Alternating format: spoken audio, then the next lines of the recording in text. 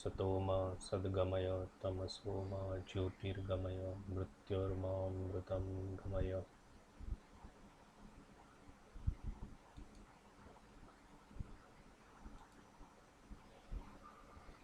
Hello students, in this video I am discussing a topic in the subject of alternative energy sources, and the topic title is Energy Scenario in World and India. Let us first talk about the history of energy.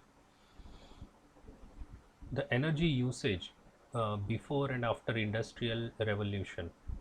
As all of us are aware, before industrial revolution, biomass, animal and human energy were the main sources of energy, and windmills were also used to a limited extent for pumping of water in fields and grinding of grain, etc.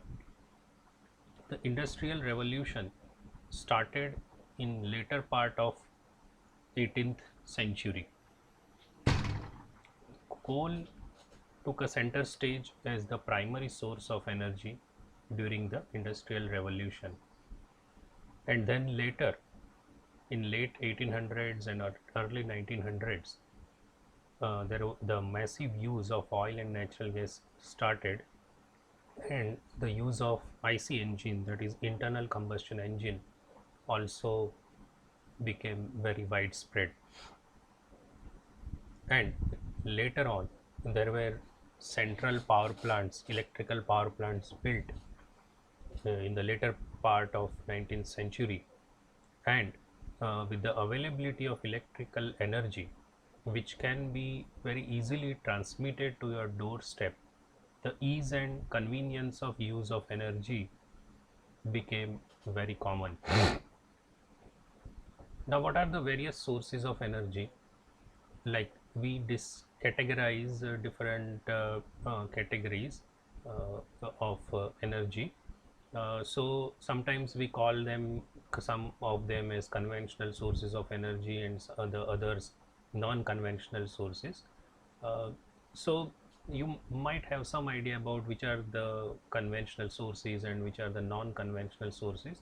So the fossil fuels are the main component of the conventional sources, but in addition to that, some of the sources like hydropower and nuclear power also can be put in that category, while non-conventional geothermal and solar, wind, etc. is put into that category. So non-conventional is not mainstream one, while conventional one is one which has been established over many years. Now sometimes you put them as renewable and non-renewable. So again, fossil fuel is the main type of non-renewable energy. So what exactly is non-renewable? So the sources of energy which cannot be recreated in short period of time. So that can be categorized as non-renewable energy source. So you cannot produce that source in a cycle of a short period, right? As we know, fossil fuels have been the production or formation has happened over millions of years. So obviously it is a non-renewable source. And in renewable energy sources, we put different sources like hydro energy, biomass energy, solar, wind, ocean, and geothermal, right? Some of these, those solar, wind, etc., are called renewable energy sources, but I find the word eternal sources of energy more appropriate for them, because they are not renewed exactly, but they are not depleted. You like during the human existence, they will not get depleted. So solar, wind energy from ocean, etc., may be put into that category. And then we also categorize the various energy sources into two categories, like primary energy sources and secondary sources. So primary is one which you find directly from nature, while after converting, if you use it, it is secondary source. So examples are fossil fuel primary, and electrical energy as the secondary source of energy. Now, why is discussion on energy so important? So, over past few hundred years, or rather just 150 years, there has been sharp rise in energy demand. What are the reasons for that? So the world population grew by leaps and bounds in 20th century. As you can see in this graph, that after 1930 or something, and particularly after 1960, where the world population was 3 billion, the rise has been so sharp that like 2024, it might touch 8 billion, and 48 and 9 billion. So between 1960 and 2048, in a span of around 90 years, it is going to triple. So think so much pressure it will put on the natural, or it is already putting on the natural resources.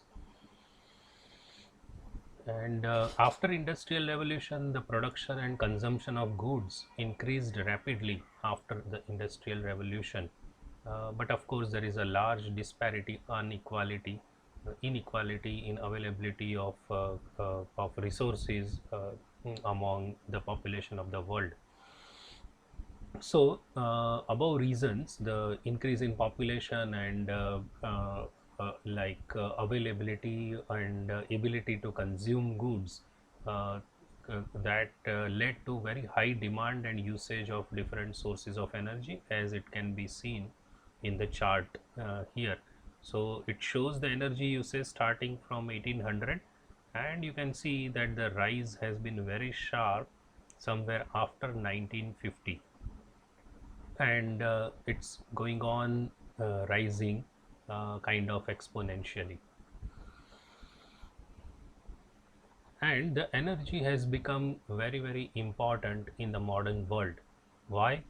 Because you can say, in a way, life on the earth is now driven by energy, particularly the modern style of living.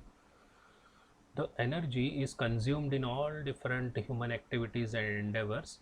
You take manufacturing or services or agricultural, you take any field, and energy is required, or a very important component of that activity. And the per capita or per person energy consumption is many times used as a measure of development or living standard of a country. Yes, of course. When you say per capita, it's an average value and does not represent if there is an equal distribution of the energy availability. So, this table here shows various countries, their total primary energy consumption in gigajoule per year, their population in millions, and uh, the per capita energy consumption. Per capita is per person, and that consumption in gigajoule per year. So you can see some of the developed countries like USA has very high per capita energy consumption, 290, while Japan and Germany has 150 and 162, while India is much below that. Uh, One of the reasons being very high population, but then of course high energy consumption could be due to inefficient use or wastage of energy also. So you should not necessarily take the developed countries like USA as a model, but at least these numbers represent to some extent how good is the development or living standard of a particular country. So significance of energy, how is energy related with GDP, that is gross domestic product. So normally, as the graph is shown here, on the horizontal axis you have per capita GDP in dollars, and here you have per capita energy consumption in gigajoule per person. As one can see that as per capita energy consumption increases, the GDP, gross domestic product, also increases. Okay, and gross domestic product can be considered to be one of the figures to showing the development of a particular country. uh, right, so higher the energy consumption, higher the GDP. That is the trend. But of course, this is not just a line.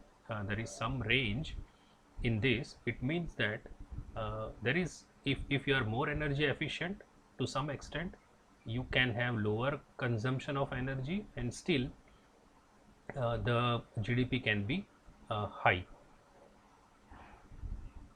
Okay, so in short, the GDP per person is related with per capita energy consumption. So higher the energy consumption per person, the GDP is going to be higher, and that is also one of the measures of development of a country. Now, somebody may argue that GDP is not just the correctly represent the development of a country. So another index which has been derived by UN, that is Human Development Index. The Human Development Index is a composite statistic of life expectancy, education, and per capita income. So it shows the living standard of a particular country, and this graph shows that higher the it relates electrical energy consumption with Human Development Index, HDI. Electrical energy is a refined form of energy, and it is related with Human Development Index. As you can see, the countries having lower electrical energy consumption in kilowatt hour per person per year are having lower HDI. You can see India here, and some of the a bit higher developed countries here, which has a higher HDI, and electrical consumption is also a bit high. Some of the countries like USA and Canada have very high HDI as well as electrical power consumption. But of course, like a country like Australia has a comparatively lower electrical energy consumption, but still a bit higher in HDI in as compared to, let's say, USA.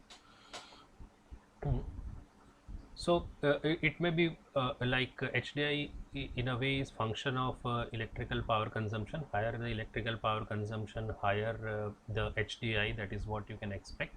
But there are ways in which with a bit lower electrical power consumption also you can achieve higher HDI.